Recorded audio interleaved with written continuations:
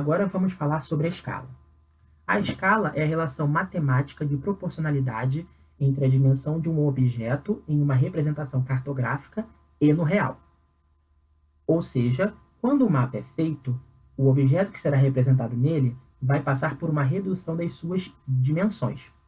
Entretanto, para que essa redução seja feita de forma adequada, é importante que se siga uma proporcionalidade. Mas antes de falar sobre isso, eu queria falar sobre uma diferenciação que é importante de ser feita, que é entre escala cartográfica e escala geográfica. A escala cartográfica é uma escala muito mais preocupada com essa relação de proporcionalidade. Ou seja, ela é uma escala mais quantitativa, enquanto que a escala geográfica é uma escala mais qualitativa, que está preocupada com a abrangência dos fenômenos. Então, por exemplo, quando se fala de um fenômeno que tem escala local, ou escala regional, nacional ou até global, se está falando de uma escala geográfica. Então é importante que vocês entendam essa diferença entre essas duas escalas, para que vocês conheçam as suas características e que vocês possam entender em que momentos é mais interessante utilizar uma ou outra. Voltando agora à escala cartográfica, ela pode ser representada de duas formas, ou numérica ou gráfica. A escala numérica, ela é representada por uma disposição dos números em forma de fração ou de razão. Mas essa representação não vai acontecer como é na matemática, que é um número em cima do outro com um traço no meio. Essa representação que é a representação mais clássica.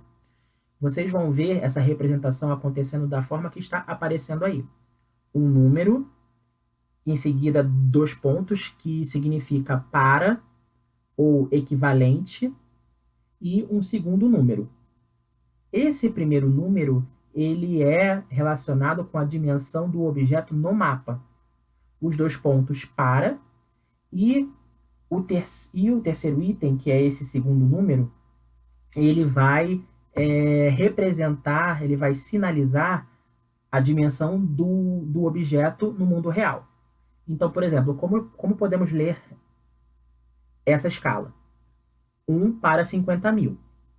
Então, ou seja, nessa escala, uma unidade no mapa equivale a 50.000 unidades no mundo real. Eu não vou falar aqui sobre os cálculos de escala, porque em algum momento em matemática vocês ou já tiveram ou terão esse conhecimento sobre como fazer as contas.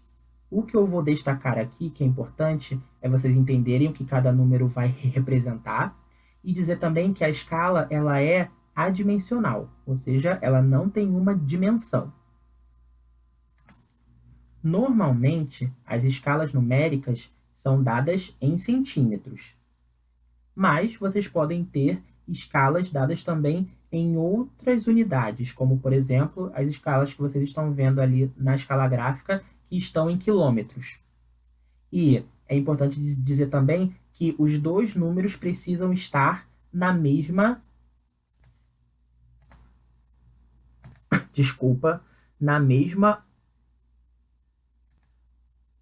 Voltando, elas precisam estar na mesma unidade.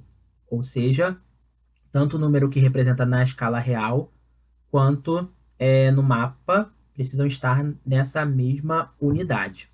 Caso elas não estejam, precisam ser feitas as conversões, que em matemática vocês vão ver melhor. Já a escala gráfica, ela é uma escala que está mais preocupada com uma representação visual da escala. E para isso ela utiliza uma linha que é dividida em partes iguais ou subdivididas em partes menores, sendo representadas dessas 2 formas que vocês estão vendo aí.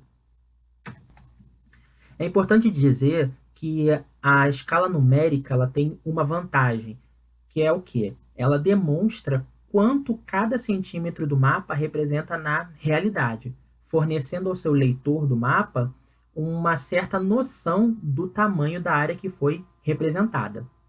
Já a escala gráfica, ela tem uma vantagem de oferecer uma impressão visual dessa proporção entre mapa e realidade.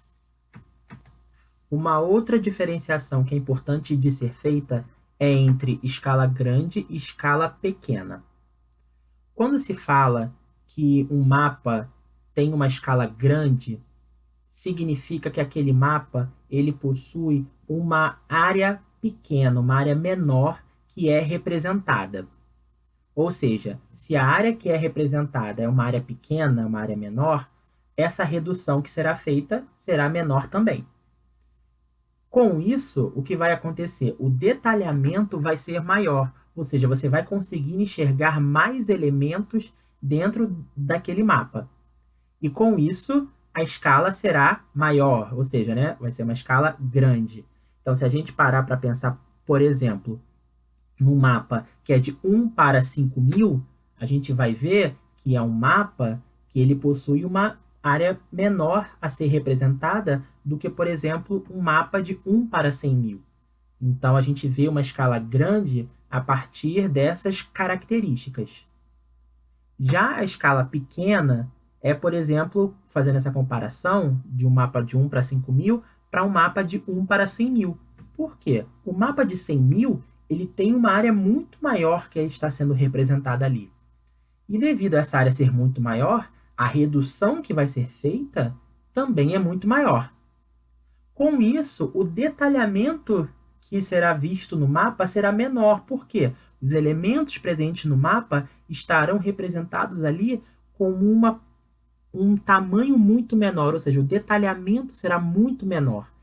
E com isso se considera que a escala é menor. Então a escala é pequena, como por exemplo, nesse exemplo que eu dei de um mapa de 1 para 100.000 comparado de um mapa para 5.000.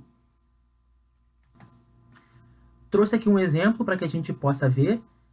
Então, aqui está representado o Brasil em dois mapas diferentes, né, em mapas que nós já vimos na aula de hoje, mas a gente pode ver o quê? O mapa da esquerda ele tem um detalhamento maior. A gente consegue ver o quê? A divisão dos estados, podemos ver a localização das capitais de cada estado, inclusive a capital do nosso país. Enquanto que no mapa que está à nossa direita, nós vemos o quê? O Brasil apenas representado em escala nacional, ou seja, só realmente a divisão do território brasileiro como um todo.